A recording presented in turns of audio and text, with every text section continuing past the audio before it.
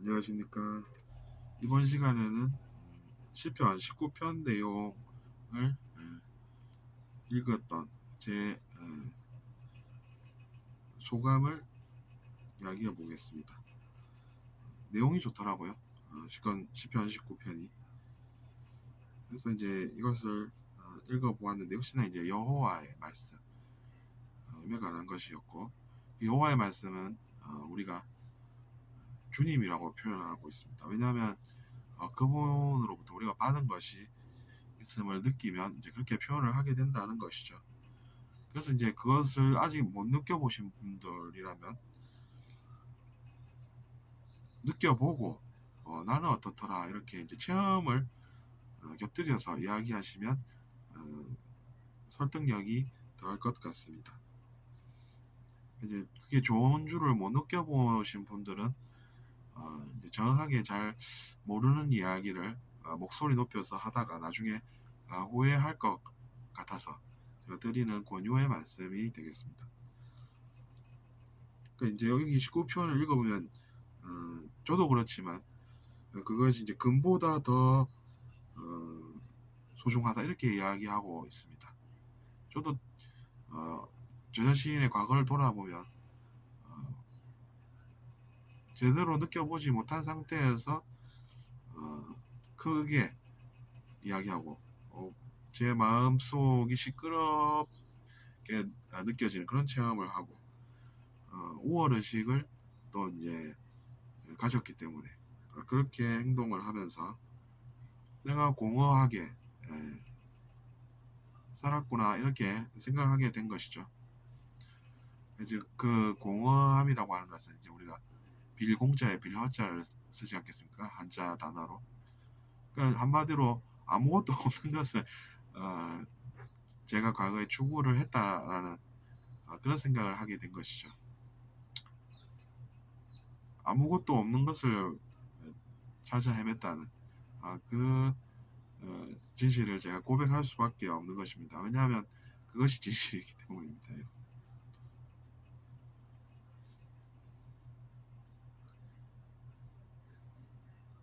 그러면서 드는 생각이 내가 그렇게 행동을 하니까 당연히 상대방이 그렇게 반응할 수가 없었구나 이런 생각이 또 들었답니다.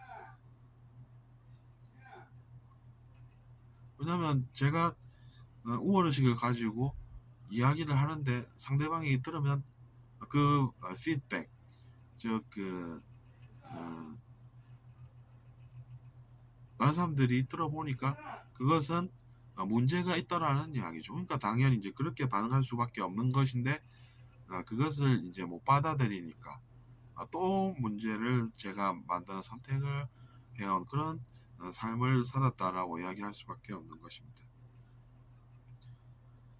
뭐 어쨌든 그래서 10편 19편을 보면 그런 이야기가 나오는 것이죠.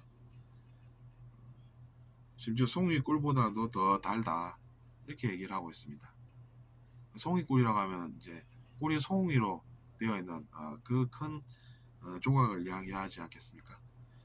심지어 그보다 더 달고 금보다도 훨씬 더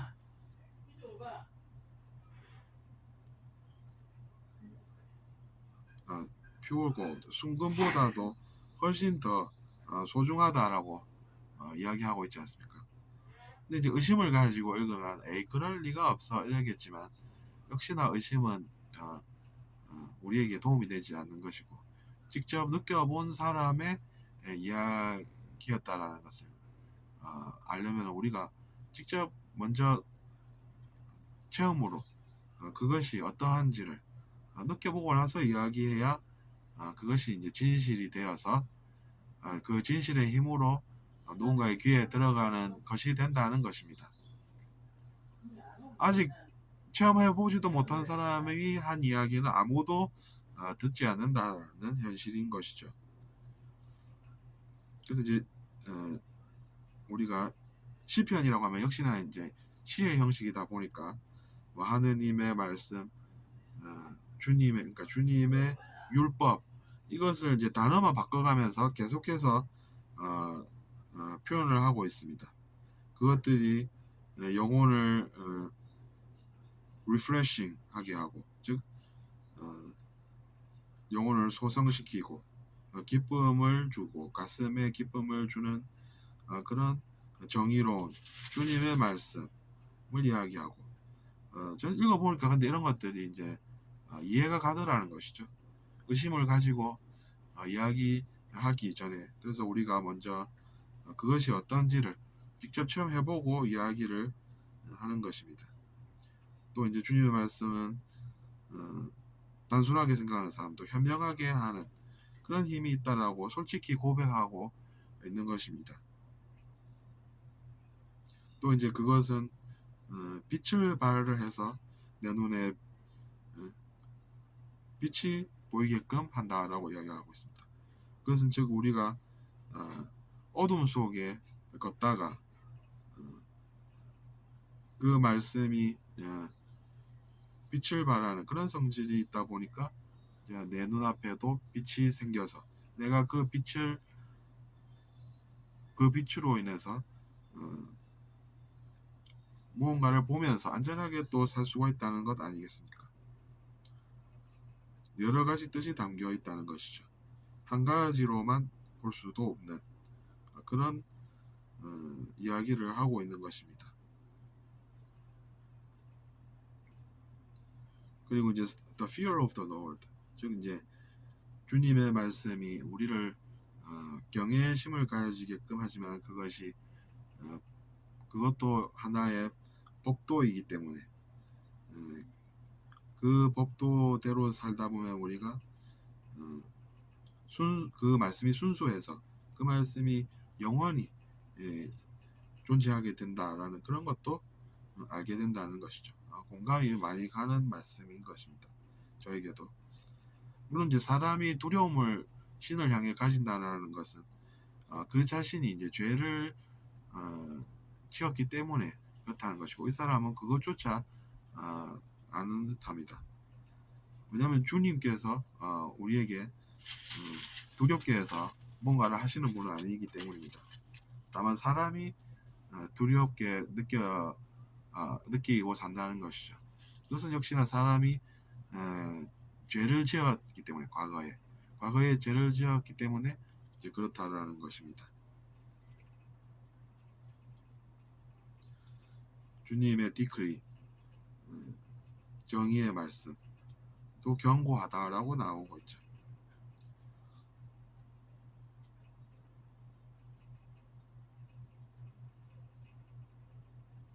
디크리라고 하면 보통 이제 그 기도의 말씀 뭐 이런 뜻이 있습니다. 그래서 이제 그런 것들은 실제로 이제 기도를 하는 사람들도 있고, 저도 그것을 해보았는데 그리고 앞으로도 할 의향이 있죠. 근데 이제 그것을 해보면 역시나 주님의 의지에 관한 것들이 많습니다. 세상을 더 좋게 만들어가는 그 의지에 자기 자신도 동참하게 하는 그런 것이 디클이라는 것이고, 그것은 이제 firm, 단단하다는 것이죠. 그건 이제 부서지는 성질의 것이 아니라는 것이고, 그 모든 것들이 정의롭다는 것입니다. 정의롭다라는 것은 옳다라는 이야기인 것이죠. 근데 이제 왜 사람들이 이제 주님이라고 부르겠습니까? 여러분, 그것은 뭔가 받은 것이 있다는 것을 스스로 알고 그렇게 표현을 하는 것이죠. 그럼 여러분도 그런 것을 받고 사는 것이 낫지 않겠느냐라는 것이죠. 그러면 이제 나중에 그 사람이 그분이 우리 같아서 야 너 받았으니까 내가 이렇게 할 뿐도 아니라는 그것조차도 우리가 알아야 합니다. 그것을 직접 체험해본 분들은 알고 있죠.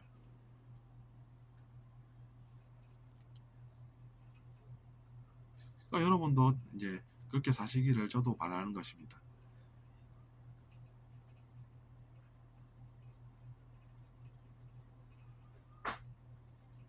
처음으로 돌아가 보면 아직 전반부에는 또 비슷한 내용들이 물론 있습니다.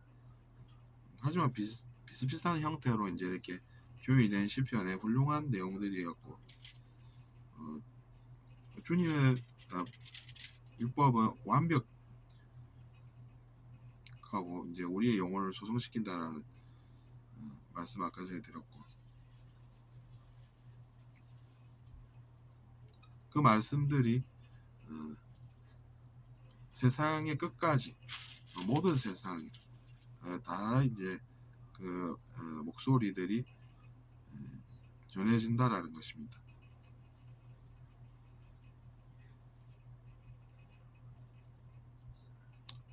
그런 것들이 이제 신의 영광을 드러내는 것이고 영광 그 자체이기도 하죠.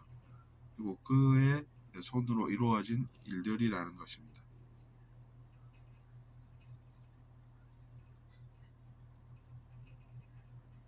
어떻게 보면 예언 같기도 하네요, 그죠? 시간이 많이 지난 지금에서 돌아보면 그 목소리들이 세계 다 퍼져나가고 있지 않습니까?